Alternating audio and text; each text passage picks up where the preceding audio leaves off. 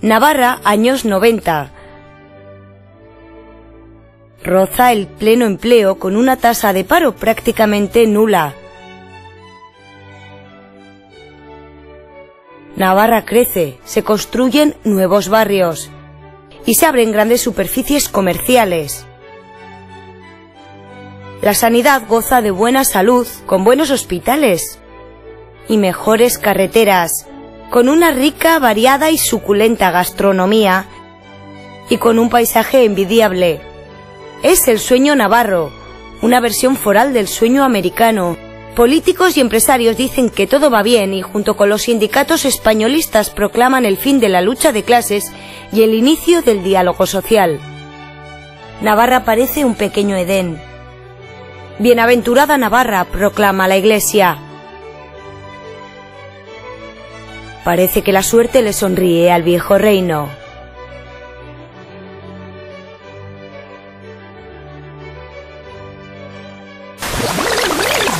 También tendremos que tener en cuenta la situación económica y financiera. En mayor o menor medida, todos tenemos responsabilidades. No hay dinero. Donde vamos a recortar, vamos a ajustarnos, pequeños ajustes para ajustarlo de verdad. Medidas de ajuste, de ajustes. Ese apretón de cinturón que tenemos que hacer todos.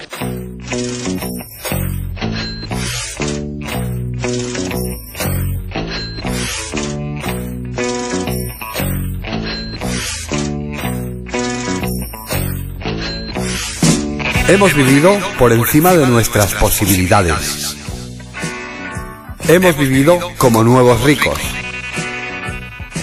¿Es eso cierto? Veamos.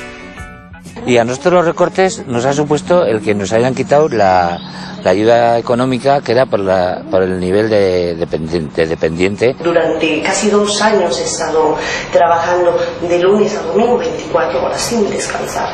Hay un ERE encubierto dentro del sector público. Se están yendo muchísima gente a la calle. Mi padre murió en un accidente laboral hace 10 años.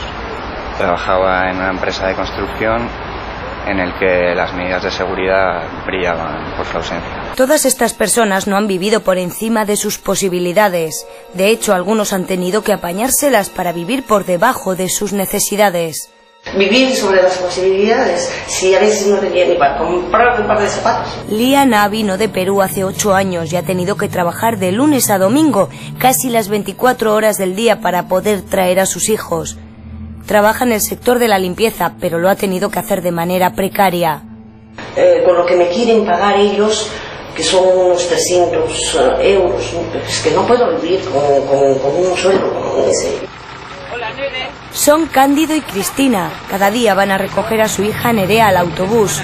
Han optado por llevarla a un centro de día, aunque les hayan recortado las ayudas por dependencia. Que algunos han tenido que optar por su situación económica por la prestación sin tener que acudir a un centro de día, con lo cual supone un matar a las familias por la gran dedicación que tienen que tener. Dedicación y también desembolso económico. 150 euros que pagan el transporte, más 150 euros o más o menos que se paga el centro, más ahora las medicaciones que pagamos también. Y en el sector público también hay recortes.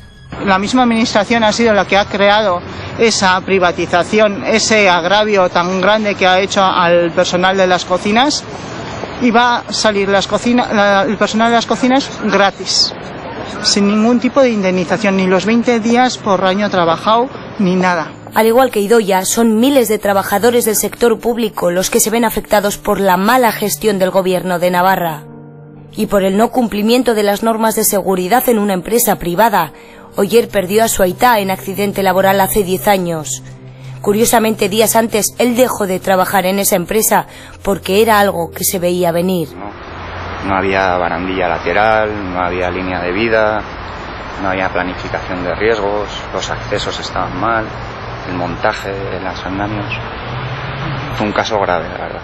Y como era una empresa pequeña, familiar, se disolvió y su madre no pudo cobrar ninguna prestación. Es la realidad que les ha tocado vivir a muchas familias navarras. Mientras la economía crecía, los salarios perdían peso y la vida se ponía cuesta arriba para la clase trabajadora. La mayoría se endeudaba hasta extremos dramáticos para poder acceder a una vivienda. En el otro extremo de la escala social, empresarios y banqueros acumulaban beneficios espectaculares. Eran ellos los que vivían y hacían negocio por encima de sus posibilidades. Muchos empresarios no hicieron fortuna gracias a sus méritos, sino gracias a sus amistades. Jugaban con las cartas marcadas. El dinero público se ha utilizado para impulsar negocios privados. Dos grandes empresas públicas, Sodena y Nafinco, participan en el mundo empresarial invirtiendo dinero público o concediendo avales. En Sodena trabajan tan solo 13 personas, pero 5 de ellos son directores y 3 gerentes, y tienen un sueldo anual de más de 76.000 euros. Alguien pensará que con semejantes sueldos serán el no va más de la gestión. Pues bien, el resultado para las arcas públicas es desastroso. Según Navarra Confidencial, Sodena ha perdido en 3 años un total de 48 millones de euros. En Navarra sabemos hacer las cosas. Y con 48 millones de euros se podrían contratar 1.000 profesores de primaria durante un año. Y además, podríamos construir un nuevo centro de salud para atender a 10.000 personas.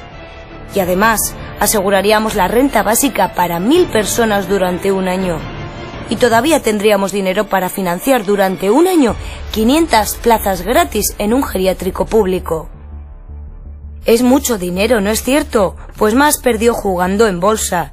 El 10 de febrero del 2005, Sodena adquirió el 1% de Iberdrola por 173 millones de euros.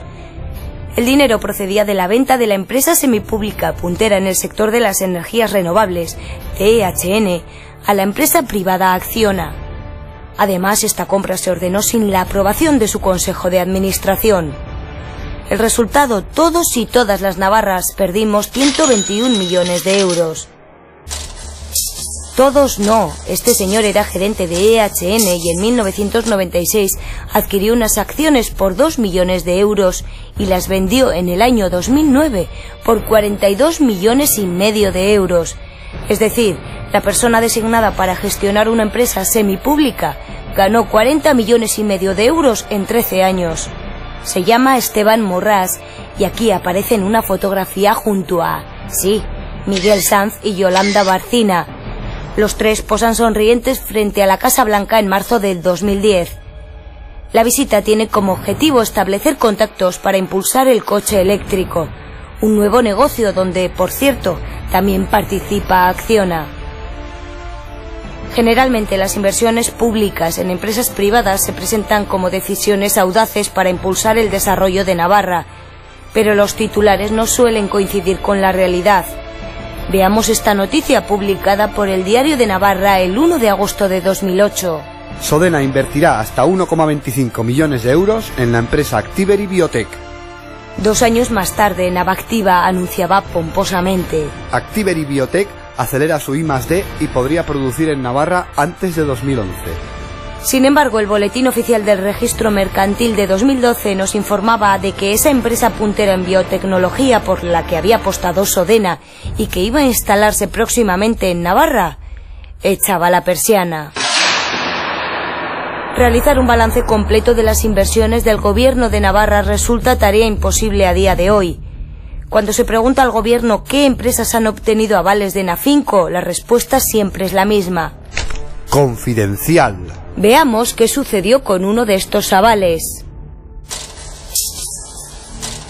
Laura Alba, ex parlamentaria de UPN y consejera de Obras Públicas, fundó en 2001 la empresa El Learning Channel.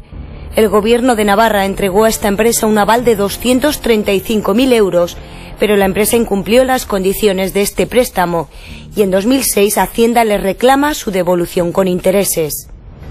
En total, el Learning Channel debía a las arcas navarras casi 290.000 euros. De hecho, esta empresa tenía numerosas deudas con los ayuntamientos de Iruña y Berrioplano y con la Seguridad Social por valor de 58.000 euros. Pero lo más curioso es que esta reclamación no es atendida, ya que las cartas son devueltas. Hacienda dice que no puede encontrar a los responsables de la empresa. A nosotros no nos ha costado mucho encontrar a una de las fundadoras de Learning Channel. Solo hemos tenido que realizar el trayecto desde las oficinas de Hacienda hasta el CEIN, empresa pública donde actualmente ocupa un asiento en su consejo de administración la exconsejera de UPN, Laura Alba. Son muchos empresarios los que se han beneficiado de la generosidad del gobierno de UPN, pero pocos han tenido la fortuna de este hombre, de Jesús Samaniego. Lo que comenzó como un proyecto privado de 6 millones de euros se ha convertido en una inversión pública de 62 millones.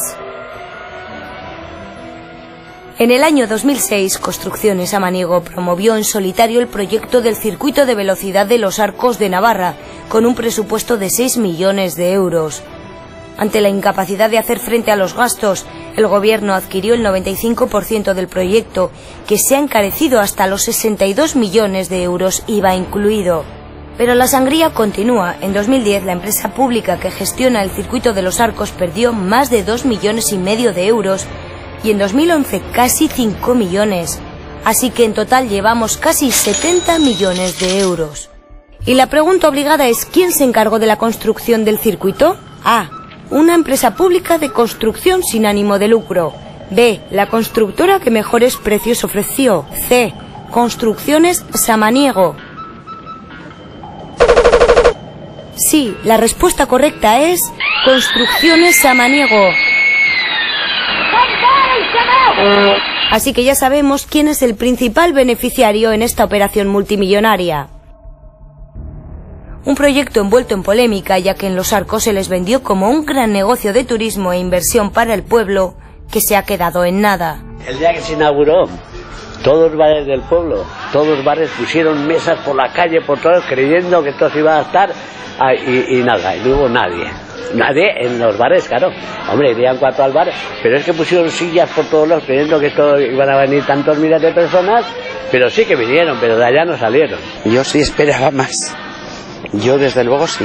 Sí, parecía que iba a ser eso, como que iba a haber mucha actividad, mucho movimiento. Y vaya, yo no veo que haya, Por lo general no se ve gran cosa. En general, los vecinos del pueblo esperaban mucho más movimiento. No es lo que parecía que iba a ser, ¿no? Que iba a venir aquí, bueno. Sí que algunos motoristas sí que suben, pero más van a dormir, a eso van a Logroño, o a Cella, o a sitios un poco más grandes. Decepción en el pueblo y la zona, y más si se tiene en cuenta que durante sus 2 años de funcionamiento el circuito ha tenido pérdidas que ascienden a 7,5 millones de euros. Un dinero que los vecinos tienen claro dónde invertirían. Invertir, pues mira, echar las calles del pueblo que están un poquito mal, para eso vendrían bien. Para el pueblo me cabe lo que tenía que haber más fábricas y más historia, que esto está medio muerto. Pero claro, es un dinero que siendo el gobierno de Navarra, hombre, digamos que es de todos, pero de todos ellos. Aquí el pueblo está sin un duro. Pero con 70 millones, ¿qué se podría haber hecho con 70 millones de euros? Se podría contratar a los 3.400 parados y paradas inscritos en los INEM de Estella y Lodosa durante un año. O se podría doblar el presupuesto de la Universidad Pública de Navarra para ofertar nuevas carreras como medicina y convertirse en una universidad puntera en I+D a nivel de Europa. O se podría crear un parque público de 600 viviendas para familias desahuciadas. ¿Les empieza a doler la cabeza? Pues tomen una aspirina, que tenemos para rato. Este paquete de aspirinas nos ha costado 1 euro. ¿Y les gustaría saber por qué hemos pagado todos y todas las navarras el equivalente a 260.000 paquetes de aspirinas? Por la instalación de esta farmacia en Mendillorri. La historia es así. Una persona solicitó la apertura de una farmacia en este barrio. Posteriormente, la esposa de José María Roch, en aquel entonces jefe del Servicio de Prestaciones Farmacéuticas del Gobierno de Navarra, solicitó el traslado de su farmacia al mismo lugar donde lo había solicitado la otra farmacéutica, justo enfrente del centro de salud. El gobierno del que formaba parte su marido analizó las 2 peticiones. Y adivinen quién ganó la partida. Efectivamente, la mujer de Roch pudo instalar su farmacia a escasos 30 pasos del ambulatorio. La otra farmacéutica tuvo que conformarse con una farmacia lejos del centro de salud, pero demandó al gobierno de Navarra y el juez le dio la razón. El gobierno tuvo que indemnizarle con 260.000 euros, eso sí, con dinero que hemos tenido que pagar entre todos y todas las navarras. Definitivamente da la sensación de que los cargos públicos no han velado por el interés de la ciudadanía, sino por el suyo propio. Desde el franquismo hasta nuestros días se ha extendido e incrementado la utilización de dinero público para beneficio privado. Es un cáncer que llega a la propia administración. El enchufismo y amiguismo son prácticas habituales en la administración foral. Los partidos políticos que han gobernado Navarra las han impulsado. PP, PSN, CDN y especialmente UPN. En un estudio realizado por el sindicato LAB en el año 2008, justo al inicio de la crisis, se recogen los siguientes datos. En el libro concluimos que una de cada 4 personas que trabaja en la administración pues es jefe o jefa.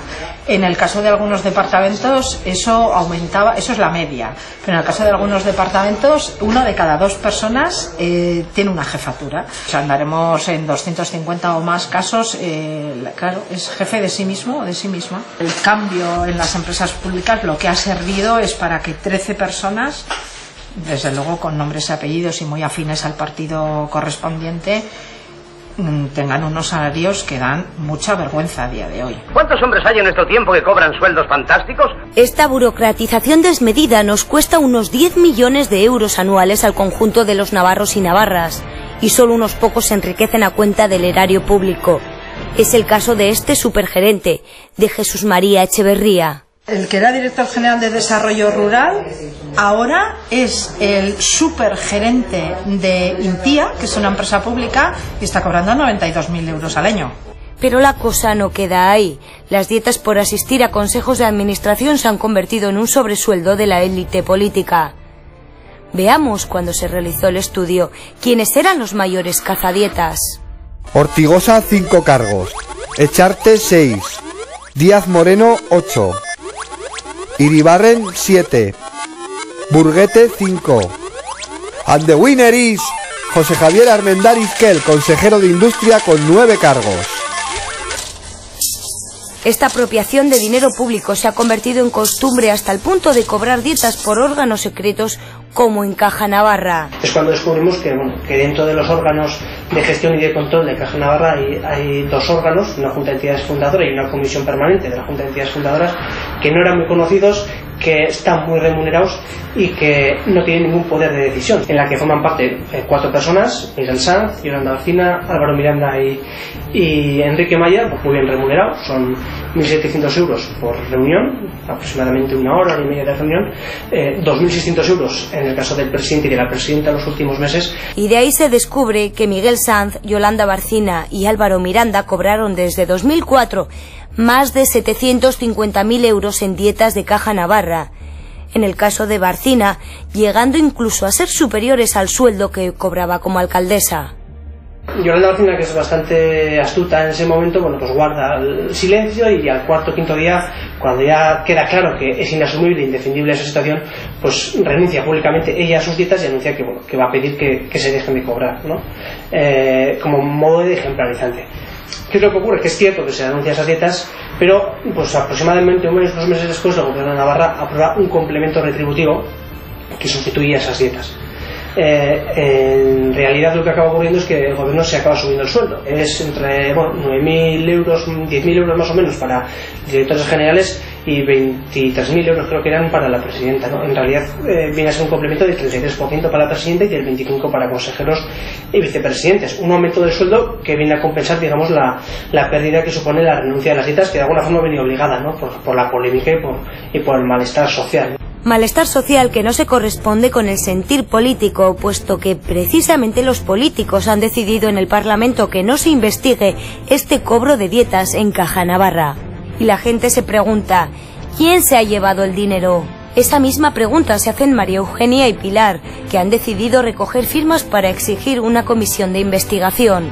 La intención que tenemos es recoger firmas, las máximas posibles. Nos hemos puesto como utopía casi 100.000, que parece mucho, en Navarra, para intentar hacer una investigación sobre las cuentas del Gobierno de Navarra en los últimos años.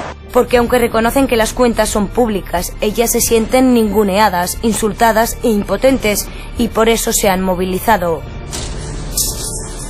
El desparpajo con el que se maneja esta casta privilegiada es tal que en ocasiones traspasan la legalidad. La Comunidad Foral de Navarra lidera la lista de presidentes de las comunidades autónomas del Estado acusados de prácticas irregulares o corruptas.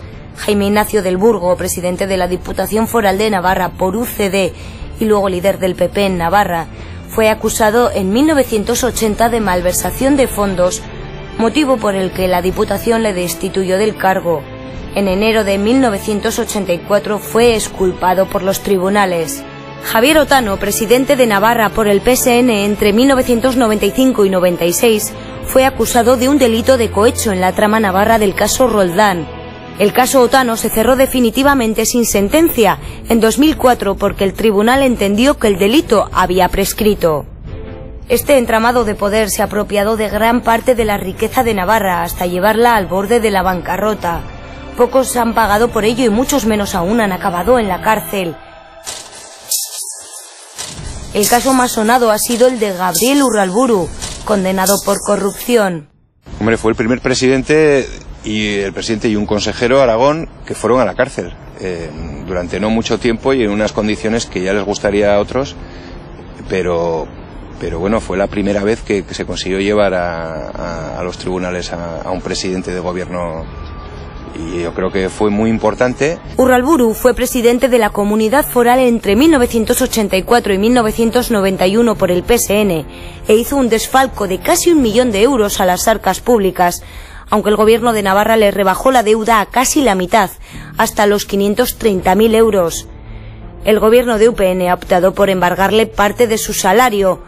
Por eso le cobra a Urralburu poco más de 100 euros al mes, lo que viene a decirnos que el expresidente es un pobre mileurista que solventará su deuda con la sociedad navarra dentro de 400 años. Fue presidente de aquí y robó todas las arcas. Pues eso es lo que te dije, que robó todas las arcas y un montón de más.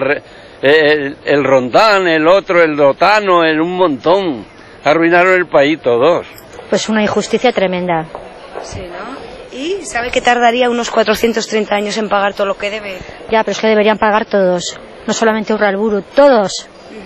Que todos se los quedan, se los llevan a los paraísos fiscales y ahí se pierde todo, no se sabe nada. Urralburu trabaja como abogado especialista en defender casos relacionados con los delitos de blanqueo de capitales.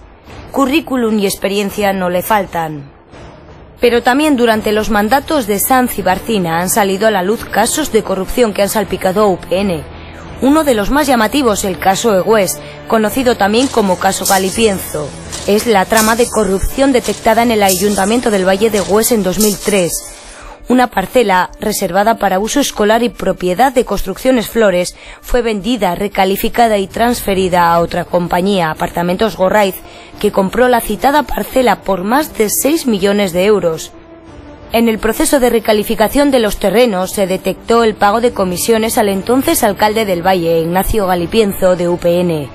Se le acusó de varios delitos, entre ellos cohecho, prevaricación y negociaciones prohibidas. Finalmente, Galipienzo fue condenado a tan solo 1 año de cárcel y la mayoría de los procesados absueltos. Y otro caso de malversación de fondos sale a la luz en enero de 2009. Se descubre que durante años el Ayuntamiento de Cintruénigo contaba con 2 y hasta 3 contabilidades paralelas. La oficial era para gestionar los fondos públicos del pueblo y la segunda y la tercera, las conocidas como Caja B y C, eran opacas y se usaban para que los regidores municipales pagaran regalos, cenas de lujo, cuadros, trajes de torero e incluso el servicio de una firma de detectives para acosar a funcionarios no afines. O sea que durante al menos 17 años los vecinos y vecinas del pueblo pagaron los caprichos de sus alcaldes sin ser conscientes de ello. La primera contabilidad, conocida como contabilidad B, que llegó a tener alrededor de 53.000 euros, se nutría con los trabajos no declarados, pero sí realizados por los trabajadores de la brigada municipal. La caja C, que llegó a tener 217.000 euros, se nutría básicamente de las devoluciones en concepto de IVA que llegaban del gobierno de Navarra y de aportaciones que no se declaraban a la mancomunidad a la que pertenece este ayuntamiento. Un escándalo, el de la doble contabilidad, que comenzó en su época el socialista Carlos Chivite y que continuó el regionalista Faustino León. El primero, ya fallecido, no tuvo que dar cuentas ante la justicia. El segundo, tras este escándalo, desapareció de las listas regionalistas. Otro caso que también conllevó dimisiones fue el de Humanismo y Democracia, una ONG de carácter privado vinculada al Partido Popular. En esta ocasión estuvieron implicados hasta 4 altos cargos del gobierno que debieron dimitir o fueron cesados: José Luis Allí, Ricardo de León, Luis Ciriza y, en última instancia, José Ignacio Palacios, consejero de Bienestar Social. Las facturas que pasaba Humanismo y Democracia incluían pagos a altos cargos del gobierno de Navarra. Es decir, con dinero de subvenciones se estaban pagando trabajos extra de altos responsables del gobierno de Navarra. Y es que entre 2000 y 2004 Humanismo y Democracia recibió 15 subvenciones por valor de 2 millones de euros para proyectos de cooperación y ayuda humanitaria en Perú, Bolivia y República Dominicana, entre otros países. Humanismo y Democracia recibió ese dinero, pero nunca llegó a realizar esos proyectos de cooperación. Es decir, durante 4 años los navarros estuvimos pagando unos proyectos de cooperación que no se realizaron y que al final y a la postre fueron a engordar las arcas de una ONG vinculada al PP. Tras varias sentencias judiciales, la Fundación fue obligada a la devolución de las ayudas concedidas más los intereses, por detectar irregularidades en varios de sus proyectos. Se detectó en noviembre de 2004, pero el escándalo no sale a la luz hasta julio de 2005, es decir, pese a conocerlo, los responsables de UPN esperaron 7 meses para tomar cartas en el asunto. El último escándalo ha sido el del exconsejero de Políticas Sociales Jesús Pejenaute, que ha dimitido tras ser acusado de un presunto delito de lavado de dinero, un total de 180.000 euros en billetes de 500 euros. Ha sido un éxito para nuestra comunidad. Esto estamos hablando del año 2007. Él era en aquel momento subdirector de Caja de Ahorros de Navarra y se aprovecha de su cargo para cambiar estos billetes de 500 por billetes más pequeños. Un caso muy significativo porque Contus lo hace público un viernes y para el domingo Pejenaute ya ha dimitido. De hecho, entre los periodistas lo que se comenta es que es la historia de investigación periodística más limpia que hemos conocido, ¿no? Ha sido denuncia, 2 días y dimisión. Para empezar, destacaría que ha sido muy limpio. O sea, ha habido una denuncia pública y en 50 horas Barcina ha perdido un consejero. Las pruebas a las que hemos tenido acceso son unos mails que se envían y reenvían entre trabajadores de la propia caja y los responsables de los departamentos de seguridad, de blanqueo de capitales de la caja. Esa cadena de correos es a la que tenemos acceso y a la que publicamos al día siguiente en el periódico. A mí, de los emails, hombre, hay uno que es muy llamativo que dice que todo esto me da vergüenza y tristeza, ¿no? El propio gobierno de Navarra y Yolanda Barcina en concreto, que ha afirmado que tenía conocimiento de que se habían producido unos hechos, pero que según ella no eran delitos. Nosotros lo que decimos es que el delito o no delito lo tendrá que decidir un juez, en su caso.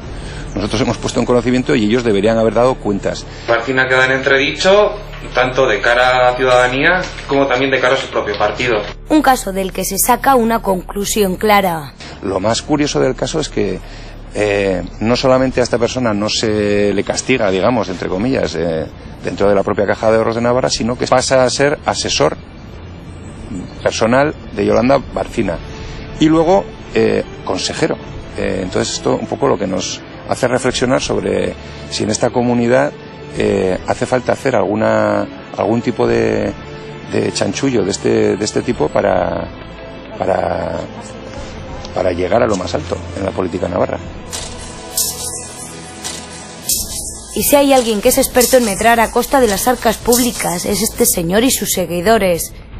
José María Escrivá de Balaguer decidió en 1952 fundar la Universidad de Navarra, instalar así el imperio del Opus Dei en la Comunidad Foral de Navarra. Pero lo supo hacer bien porque el ayuntamiento le cedió 300.000 metros cuadrados, la Diputación Foral le construyó la Facultad de Farmacia y Medicina gratis, se le concedieron subvenciones millonarias y todo sin establecer ningún mecanismo de control público. Lo tuvieron muy fácil, pero ellos en afán de cruzada no. Si hubieran sentido el afán de cruzada no hubieran venido aquí, tendrían miedo. No, vinieron aquí porque pensaron que estaba un terreno absolutamente virgen y además muy fácil de conquistar, y así ha sido. No, ellos al gobierno de Navarra ni al ayuntamiento no han pagado nunca nada. Después, cuando se pasó esa primera oleada, es cuando han querido tener más terrenos y han comprado algo, a 500, 300 metros cuadrados, me parece, una cosa así, ¿no? Han comprado algo después. En aquel momento nada, en aquel momento es un regalo. Tienen una gran habilidad en el manejo de eso, del expolio, de la estafa, como quieras llamarle. ¿En qué otro lugar ha podido ocurrir esto? En ningún otro sitio. Miguel Ángel Muez es un luchador infatigable por la dignidad de la ciudadanía y defensa de lo público y contra las injusticias, como la expansión del Opus Dei en Navarra. El que fuera concejal del Ayuntamiento de Pamplona durante 12 años, escribió el libro Universidad del Opus, historia de un expolio. O sea, ha sido todo, no solo un expolio, sino ha sido también un engaño. Pienso, ahora, ¿cómo es posible que perdure eso? Pues por la misma pobreza de lo que es la capacidad intelectual de Navarra hasta ahora. Dirás, ¿y entonces qué hacemos con el dinero que está metido ahí? Pues es toda una pregunta. Se puede hacer, una cosa que se puede hacer es pues abandonarlo, y otra cosa que se puede hacer es, como hicieron ellos siempre, expropiarlo. Cualquier gobierno de izquierdas de verdad iría a otra expropiación. Pero esto no es cosa del pasado. En 2002 se coloca la primera piedra del CIMA, Centro de Investigación Médica Aplicada de la Universidad de Navarra, cuya inversión ha supuesto más de 37 millones de euros. El gobierno de Navarra, a través de la empresa pública Sodena, ha aportado ese dinero, más de 37 millones de dinero público para una entidad privada. ¿Y de dónde saca el dinero actualmente el Opus Dei? Pues actualmente lo tendrá muy difícil. Entonces, ¿quién les da dinero en este momento? El gobierno de Navarra. Así pues, la historia se repite y el gobierno foral vuelve a regalar dinero público para una entidad privada, una y otra vez. Algo parecido ha ocurrido con este edificio. Es el Centro de Investigación Biomédica, que hasta ahora estaba gestionado por la Fundación Miguel Servet, por lo tanto era de carácter público y trabajaba personal del Servicio Navarro de Salud Osasunbidea. Pero durante el proceso de construcción, la obra se ha privatizado. Una gestión privada en la cual es notorio la influencia del Opus Dei, el cual y su propia fundación e incluso el CIMA están interviniendo en la gestión de este centro de fondos, y vuelvo a repetir, europeos, por lo tanto también fondos públicos, en los cuales se va a dejar en sus manos la dirección de dicho centro, borrando y eliminando cualquier intervención directa de los organismos públicos. Un edificio, este Centro de Investigación Biomédica, que no está exento de polémica. Es un edificio que tenía que haber sido inaugurado a principios de 2012. Estamos a finales de 2012 y todavía está sin inaugurar. Mientras, un ex consejero de UPN, en concreto el señor José María Roig, lleva este año cobrando su sueldo de director del Centro de Investigación Biomédica por gestionar un edificio que se mantiene vacío y sin utilizamiento y sin uso.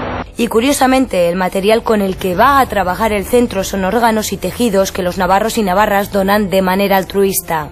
Contraviniendo también la normativa y directivas europeas que dicen que toda esa gestión de órganos y tejidos tiene que ser una gestión pública, se va a dejar en manos de estas manos privadas, de esta fundación totalmente atravesada por el Opus Dei, la CUN y el CIMA. Y otro caso polémico relacionado con el Opus es Donapea. El caso de Donapea pues ha surgido sobre todo hace año y medio, ¿no? Cuando nos enteramos a través de los medios de comunicación, sin previa consulta con ningún miembro de la comunidad escolar, que el gobierno de Navarra había llegado a un acuerdo con la Universidad de Navarra y con la Fundación para la Investigación Médica Aplicada, por el cual habían pensado construir en la parcela actual de Donapea 3 centros de investigación, que iban a invertir 200 millones de euros y que iban a crear 400 puestos de trabajo. Son profesores y profesoras de CIP Donapea que se han unido en contra de esta oscura operación patrocinada por la Universidad del Opus y el Gobierno de Navarra. Esa es la pregunta que nadie responde. ¿Por qué en Donapea? ¿Por qué los centros de investigación en Donapea? Pensamos que igual para la Universidad de Navarra lo más importante no es los centros de investigación, sino que pensamos que incluso puede ser conseguir la parcela de Donapea. La parcela de Donapea es una parcela que está en un punto crítico de expansión del campus universitario y nosotros pensamos que puede ser el inicio de todo un proceso urbanístico. Y la verdad no nos la dirán. Nosotros podemos imaginar, conjeturar que ellos están tramando algo para que 23.000 metros cuadrados sean tan imprescindibles. Sospechan que el Opus desea esos terrenos a toda costa, pero tienen la esperanza de que los políticos recapaciten y no le vendan la parcela así como así. Piden que dejen en paz a Don Apea y que el Opus construya los 3 centros de investigación en su campus, para así ahorrar al gobierno de Navarra, para así ahorrarnos a todos los ciudadanos más de 25 millones de euros, que es lo que costaría la construcción del nuevo campus de FP, sea en el lugar que sea. Nosotros estamos a favor de la investigación, del desarrollo, de la creación de puestos de trabajo y de que pongan los FIMAs que crean convenientes, pero nosotros pensamos que los tienen que poner en el campus de la Universidad de Navarra, que tiene sitio suficiente. Entonces nosotros pensamos que la situación en la que estamos, de crisis económica generalizada, de recortes, ¿no? Decimos en la educación, en la sanidad, en la dependencia, en bienestar social, nosotros pensamos que es absurdo, ¿no? Invertir 25 millones para construir un centro que nadie ha pedido. Yo lo veo horrible que sigan discutiendo por eso y además me extraña que el Opus, que tiene todo en su mano, ahora quiera también una pequeña parcela que hay, que quiera quedarse con ella también. Eso le va a dejar completamente descubierto de sus ansias de poder. Efectivamente, el Opus Dei completa el círculo de poder en Navarra. ¿Y quiénes forman parte de ese círculo de poder? ¿De esa élite de poder en la comunidad foral? ¿Cuál es el perfil? Nos lo resume Ricardo Feliu, profesor de Sociología en la Universidad Pública de Navarra, que precisamente ha elaborado una tesis sobre la élite de poder en la sociedad navarra en el cambio de siglo. Los principales perfiles de la élite navarra, por lo menos los que salen del estudio, en primer lugar es que es una élite que es sobre todo masculina, ¿vale? Sobre todo urbana, que se concentra sobre todo en Pamplona. Gran mayoría de ellos también han pasado por las aulas de la Universidad de Navarra. Son una población mucho más conservadora en lo religioso que el resto de la población.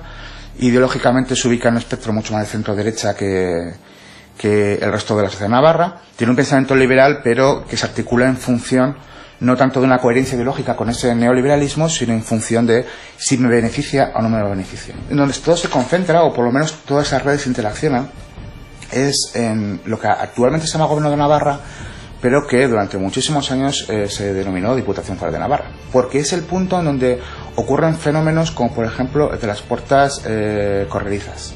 ¿Por qué personas que vienen del ámbito privado, por ejemplo, son directivos de una empresa, acaban, de alguna otra manera, vinculados con el ámbito administrativo? Pues, por ejemplo, a través de diferentes puertas, como puede ser, por ejemplo, el participar en consejos consultivos, por ejemplo, en participar en sociedades públicas y demás, o directamente el haber sido nombrado consejero por parte del presidente Miguel Sanz en su momento. Como hemos visto, la línea que separa los intereses privados de los públicos es muy fina, y en Navarra es muy fácil cruzarla, aunque lo verdaderamente importante es el poder que da el dinero. No os podéis llegar a imaginar lo que la gente puede hacer por mantener sus posiciones de poder. Entonces, en ese escenario, ¿cuál es el problema? ¿Las élites o la gente que permite que este sistema siga funcionando de esta manera? Parece que ni la justicia ni el gobierno tienen muchas ganas por desentrañar y perseguir todos estos chanchullos. No debería ser así. Estamos hablando de algo importante, el mal uso de la riqueza que genera Navarra. Hagamos las cuentas. Sodena, 48 millones. Iberdrola, 121 millones. Los Arcos, 70 millones. Cima, 37 millones. Burocracia, 100 millones.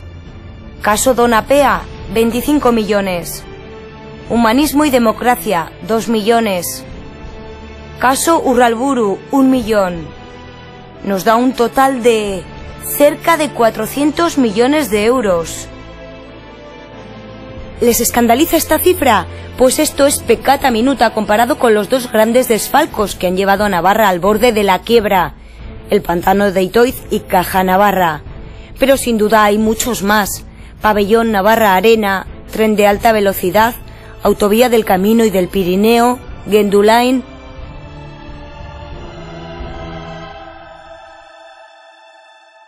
Esta clase política ha dilapidado la riqueza de Navarra, ha condenado a Navarra y a su ciudadanía a la pobreza, la marginalidad y la precariedad. Y nos preguntamos si todavía estaremos a tiempo de obligarles a que los recursos públicos se utilicen de forma correcta y la riqueza foral se reparta de manera adecuada y equitativa. Si es posible hacer que la impunidad con la que han robado nuestros dineros sea castigada y Navarra emerja de sus cenizas y no desaparezca bajo tierra. Sin duda ellos y ellas no están dispuestas a ceder ni un milímetro en sus cotas de poder y privilegios, pero como decía Ricardo Feliu, somos nosotros y nosotras quienes posibilitamos que esto siga siendo así. ¿Y si nos plantamos?